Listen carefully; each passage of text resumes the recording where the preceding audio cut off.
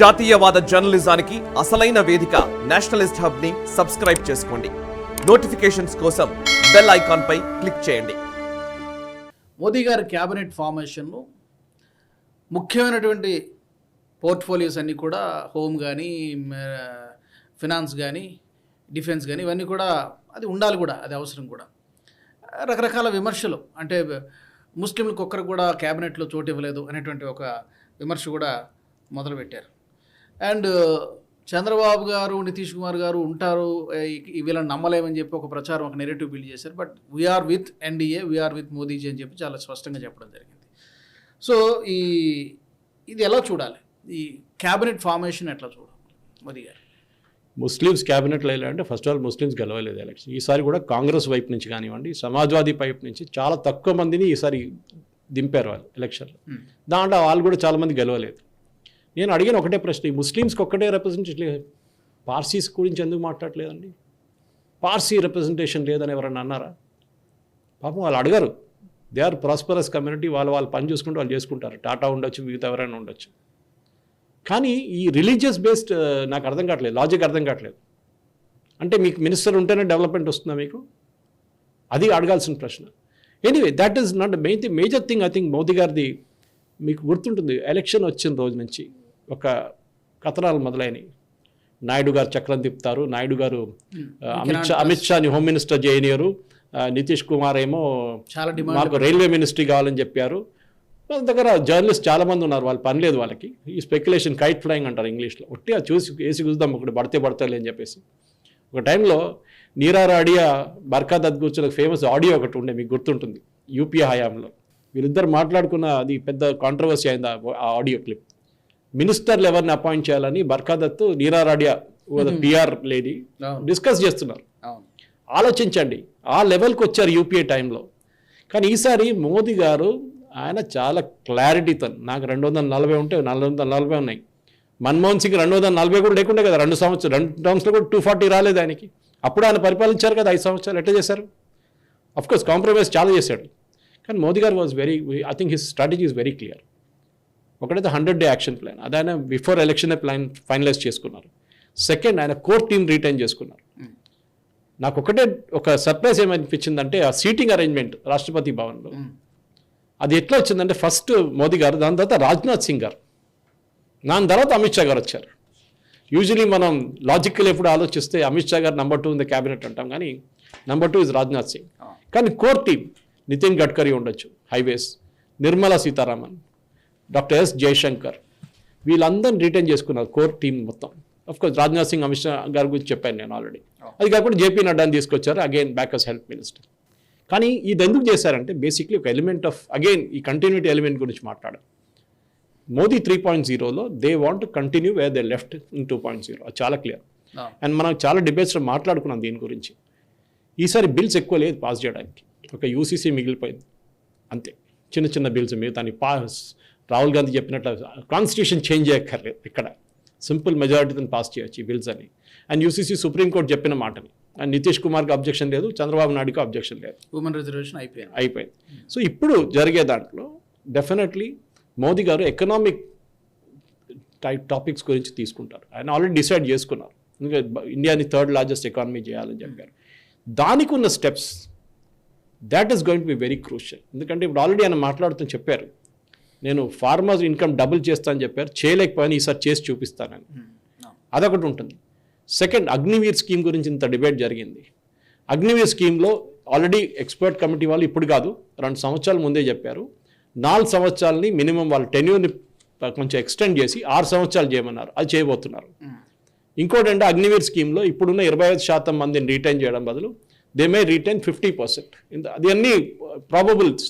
I'm not saying నాకు ఇదంతా 100% correct అని చెప్పట్లేదు, కానీ జరిగేది. కానీ main stress going to be economy, ఇంకేం లేదు.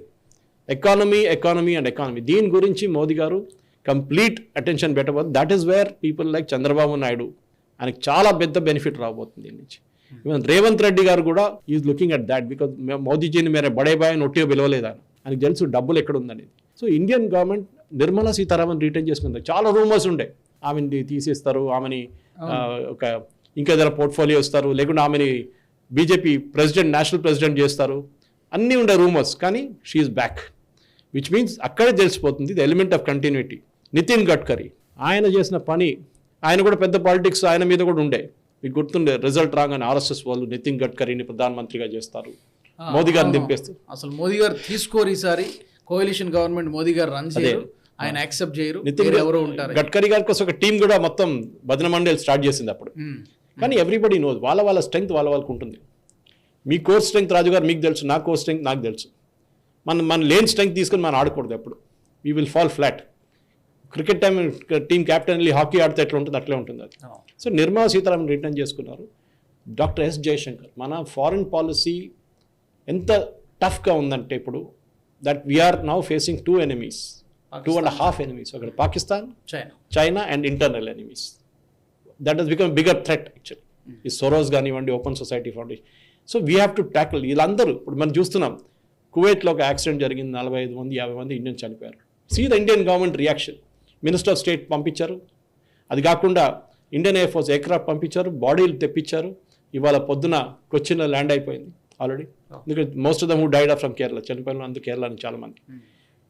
ఈ ఫారిన్ పాలసీ ఎందుకంటే మనం అనుకుంటాం ఫారిన్ పాలసీకి ఏంటంటే, బట్ ఐమ్ టెలింగ్ మన ఇండియన్ పాస్పోర్ట్ ఇప్పుడు ఉన్న వాళ్ళకి చాలా ఖుషి ఉంది. ఇప్పుడు they know the value of an Indian passport. మీరు ఎక్కడైనా మీరు ట్రబుల్ ఉంటే మిమ్మల్ని ఇండియన్ గవర్నమెంట్ తీసుకొస్తారు రిటర్న్. అది కాకుండా మన పాకిస్తాన్ డిక్టేట్ చేస్తున్నాం ఏం చేయాలని చెప్పి. ఈసారి అందరినీ పిలిచారు, భూటాన్ నుంచి, మాల్డీవ్స్ నుంచి, మారిషస్ నుంచి, సేషైల్స్ నుంచి అందరిని పిలిపించుకున్నారు మోదీ గారు స్వేరింగ్ ఇన్కి. పాకిస్తాన్ పిలవరు కూడా, పిలవలేదు. వాళ్ళు కూడా ఏం కంగ్రాచులేట్ చేయలేదు, పిలవరు కూడా. They will not call 100%. ఎందుకంటే they are our enemy end of the day.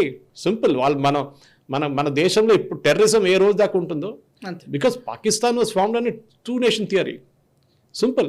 వాళ్ళకు ఇస్లామిక్ స్టేట్ కావాలని, ముస్లిం కంట్రీ కావాలని వెళ్ళారు వాళ్ళు, మనం చెప్పలేదు. మొహమ్మద్ అలీ జిన్నా ఎలక్షన్ పెట్టి ఇక్కడ ముస్లిమ్స్ ఓట్ చేసిన తర్వాత అక్కడికి వెళ్ళారు. సో వాళ్ళకి భారతదేశం డిస్ట్రాయ్ చేయడం అని వాళ్ళ దాంట్లో ఉంది. కాఫెర్లు వీళ్ళందరూ ఖతం చేయాలి అంతే. కానీ అది కాదు ద మెయిన్ థింగ్ మోదీ గారు చేయబోతుంది ఈసారి, that he's going to drive economic revival. I think ఇండియాలో ఉన్న పొటెన్షియల్ మనం ఇంకా అర్థం చేసుకోలేదు. మనకి చాలా పొటెన్షియల్ ఉంది మనకి. బట్ చాలా సంవత్సరాల నుంచి, 60 సంవత్సరాల నుంచి ఈ నెహ్రూవియన్ సోషలిస్ట్ మోడల్ నరసింహరావు గారు వచ్చేదాకా ఇట్ వాస్ బీయింగ్ డ్రివన్ అవే. ఇప్పుడు అది తిరిగి వస్తుంది. And that I think the major thing Modi గారు చేస్తున్న ఒక మూవ్. ఎందుకంటే హైవేస్ స్పెషలీ మనం చూస్తున్నాం, నితిన్ గడ్కరీ రైల్వేస్, ఈ వందే భారత్ ట్రైన్లో ఒక 20 సంవత్సరాల ముందు కూడా తయారు చేయొచ్చు కదా, అప్పుడు కూడా చేయొచ్చు. ఇదే ఇంటిగ్రేటెడ్ కోచ్ ఫ్యాక్టరీ వాళ్ళు తయారు చేస్తున్నారు ఇప్పుడు. అప్పుడు కూడా ఉండే ఐసీఎఫ్ పెరంబూర్, ఎందుకు చేయలేదు? ఆ విజన్ కావాలి, ఆ విజన్ని డ్రైవ్ చేయడానికి ఒక మనిషి కావాలి. ఒరిస్సాలో యాక్సిడెంట్ జరిగింది, అక్కడ వెళ్ళి కూర్చున్నారు Ashwini Vaishnaw. He sat there and got the track clearance done. Rescue relief అయిపోయిన తర్వాత ఒక టెక్నోక్రాట్ తీసుకొస్తే that is the biggest advantage. Lalu లాంటి వాళ్ళు, మమతా బెనర్జీ లాంటి వాళ్ళని తీసుకొచ్చి రైల్వే మినిస్ట్రీలో పెడితే ఫస్ట్ టైం ఆలోచిస్తారు, నా కాన్స్టిట్యున్సీ లోపల నుంచి ఒక రైల్వే ట్రాక్ పోవాల్సి ఉంటుంది. ఇది ఫస్ట్ ఇట్లానే ఉండే రైల్వే బడ్జెట్. ఇప్పుడు రైల్వే బడ్జెట్ లేదు, it has been subsumed into the union budget.